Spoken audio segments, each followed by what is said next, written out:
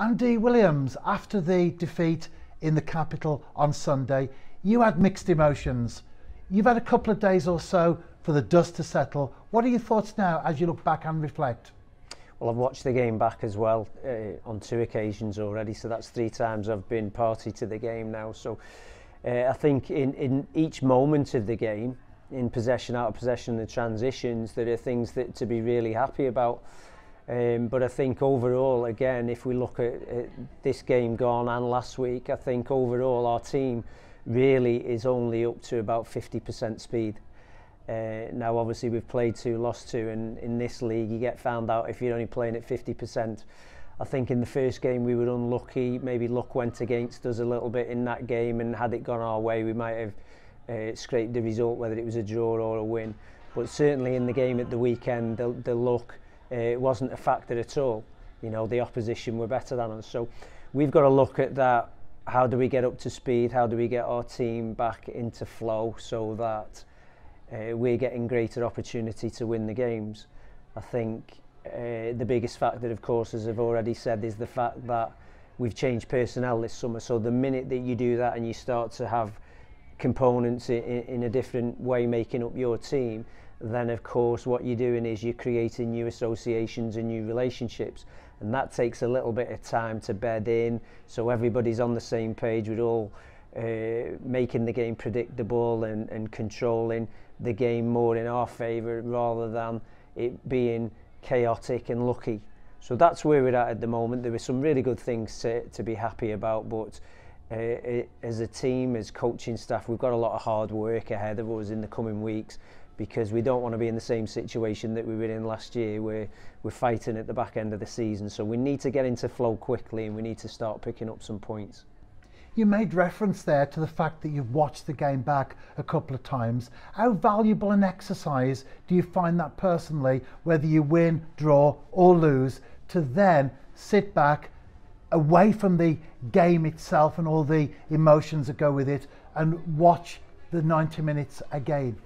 Yeah, of course it's massively important, because you need to be able to assess the principles of play and how the team sets up and how the team gels. You can't really do that in live time because there's so much going on. You know, you're looking at it from a different perspective, pitch side instead of the elevated view, etc. So there's many different factors why it's good to watch it on video.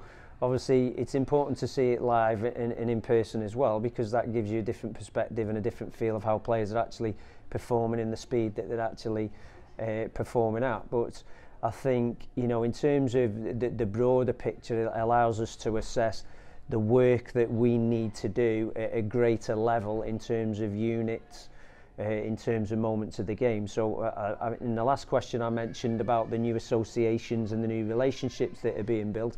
Of course, not only does that affect the defence, it affects the midfield, it affects the forwards, but it affects going across the pitch as well. So the wide triangles that are created, or the central diamonds to progress the ball, so everything is completely affected, and you can only really get a good flavour of that by watching, evaluating, re-watching, re-evaluating, and then constructing the training programme from that. And the fact that we did come back on the team bus all the way to Parkhall, did that help in some way, as opposed to the girls going home immediately after the game, obviously with a particular frame of mind, but when they're on the bus together, it gives you 2-3 hours to get through the disappointments, to get through the negativity, and then maybe at the end come out quite positive, looking ahead towards the next game. Yeah, I think so. That sort of emotional aspect and the chemistry of the team and the team bonding is really, really important. I think we said a lot to that effect last season, but in terms of the post game, it's really important, because of course you personally may take a defeat really, really hard, but if you've got other people around you, they can then pick you up, and I think that's what happens. The team is there for each other to pick each other's spirits up, and not to catastrophize everything and then be ready for, you know, the next week and the challenges of the next week. I think also it helps the coaching staff, because it allows us to talk some things through and start to plan for the week ahead in terms of the coaching programme, the game plan for the next game, and what the formation or what the team may actually look like for the next game. So I think there are multiple benefits for both parties, really. As we look at the table at the moment, there are just 2 teams, unfortunately the New Saints is one of them, that haven't picked up a win yet. However, also looking at the table tells us that if we were to get 3 points on Sunday against Aberystwyth Town, that would do the team very good in terms of position. Yeah, as I say, you know, we were in a sort of dramatic situation at the end of phase one last year where we hadn't picked up enough points, and that pushed the responsibility and the weight on the back end of the season. And I think we always knew that last year. This year is different. We're a year further on. We know each other. We know how to coach this group of players, what works, what doesn't work. And we expect to pick up points a whole lot faster and a whole lot earlier than we did last season. Now, we are in no worse a situation than we were this time last year, because we lost to Barry Town away and we lost to Cardiff Met, both early doors within the first 2 or 3 fixtures. So we're in exactly the same situation, even though we're 12 months further on. My disappointment from that is that, as I say, we are 12 months further on and we should be in a position now where we're picking up points. So everybody has to accept responsibility for that, myself, the coaching staff obviously, but the players as well, because at the moment it's fine margins. We've created chances that we've missed, and at the other end we've allowed errors and we've allowed chances that we shouldn't be allowing. So we've got to examine the reasons for that, and we've got to rectify that as quickly as possible. And do you look at teams prior to playing them and work out that some are perhaps more winnable than others? And if that was the case, would Aberystwyth Town fall into that category? The answer to the first part of the question is yes, of course we do, because we try to get as much information as we can on our opponents. There's very little video footage out there, so you're relying on previous games most of the time. Obviously last weekend against Cardiff Met was different because their opener was on Scorio, so we had that film footage from the television. But in terms of, you know, what's winnable and what's not winnable, of course, I guess, you know, based on the table last season, you look at who you think are the winnable games, but there's a danger there of writing off 3 or 4 games, 6 games a season, which of course you can't do. We saw last year how tight it was at the bottom, and goal difference was a factor at the end of the season as well. So we've got to make sure that not only are we picking up points, but we're as competitive in every single game as we possibly can be. Not only to keep the score down, but try and spin those 0-1s or 0-2s into a draw in some way, shape or form. So yeah, there's an awful lot of work that we do away from the pitch during the week, trying to gather intel on the opposition. But I think at TNS, obviously, you go into every game trying to construct the game plan to win every single game, no matter who the opponent is. And as I said to you last week, we did that against Cardiff Met. On a different day, we might have got something out of that game, but unfortunately on the day we didn't. And as you look ahead to the visit of Aberystwyth Town, the corresponding fixture last season was a happy one for the New Saints. Yeah, I mean, it was different last season because it was under lights. They had the difficulty of travelling midweek, so I think that went in our favour last year. Again, they're 12 months further on in sort of bedding in their team and how they want to play. They've got off to a decent start this season, so I'm under no illusions that it's going to be a really, really challenging game and difficult to play. You know, Gavin sets his team out really, really well. They're well structured. They're very difficult to break down. They've got a good defensive record. They're very resilient and very robust. You know, so if we're not on our game next week, then it's going to be a really, really difficult game. So we've got to be there, you know, in the right shape and frame of mind to challenge and to compete to try and get something out of that game. And we've talked about the new signings as well, Andy, in recent press conferences. A few weeks on now, how are they bedding in? Well, we're still yet to see Chantel Tier, unfortunately, for one reason or another. She's training really, really well, and she is really lively and looks a real threat.